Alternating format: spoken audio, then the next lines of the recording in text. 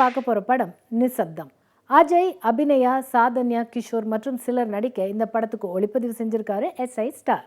John Jaleel இசையமைப்புல இந்த படத்தை இயக்கியிருக்காரு Michael Arun, தயாரிச்சிருக்காங்க Angeline da Vinci. இந்த படத்தோட கதை: அஜய், அபிநயா கணவன் மனைவி. இவங்களுடைய மகள் சாதன்யா தங்கள் மகளை வீட்டுக்கு அருகாமையிலே இருக்கிற ஒரு பள்ளிக்கூடத்துக்கு அனுப்புறாங்க. அஜய் வேலை முடிச்சு வீட்டுக்கு வந்ததும் டிவி பார்க்குறாரு. அபிநயா வீட்டிலேயே வச்சிருக்கிற பெட்டி கடையை பார்த்துக்கிறாங்க. இதனாலேயே இவங்களோட மகள் சாதன்யாவோட அதிக நேரம் செலவிட முடியல. ஒரு மழை காலத்தில் பள்ளிக்கூடத்துக்கு போகிற சாதன்யா ஒரு குடிகாரனால் பாலியல் பலாத்காரத்துக்கு உட்படுத்தப்படுறாங்க. உயிருக்கு போராடும் நிலைமையில் சாதன்யாவை ஹாஸ்பிட்டலில் சேர்த்துட்டு அஜய், அபிநயா போலீஸ் அதிகாரி கிஷோரிடம் முறையிடுறாங்க. விசாரணை தொடங்குது. இந்த விசாரணையின் போக்கு என்ன? ஹாஸ்பிட்டலிருந்து வீட்டுக்கு வர்ற சாதன்யாவின் நிலைமை என்ன? குற்றவாளி தண்டிக்கப்பட்டானா இல்லையா? இதெல்லாம் தான் இந்த படத்துடைய மீதி கதை.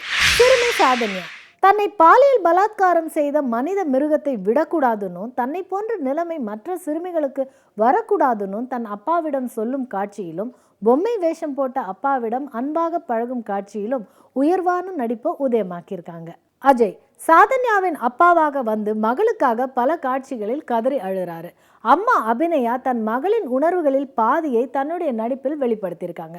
பொறுப்பான போலீஸ் அதிகாரி கிஷோர். இப்படி எல்லோருடைய நடிப்புமே பொருத்தம் அருமை. இயக்குனர் மைக்கேல் அருண் பெண் குழந்தைகளை எவ்வளவு கவனமா வளர்க்கணும், பெண்கள் தங்கள் வாழ்க்கையை தங்கள் வருமானத்திற்கு ஏற்ற மாதிரி அமைத்து கொள்ள வேண்டும், இப்படி பெண்களை பெருமைப்படுத்தியிருக்காரு. அதே சமயம் ஒரு சம்பவத்தில் மீடியாவின் எல்லை என்ன, மீடியாவிற்குள் எந்தெந்த விஷயங்களை காட்டலாம், எந்தெந்த விஷயங்களை தவிர்க்கலாம் என்பதை நடுநாயகமாக சொல்லியிருக்காரு.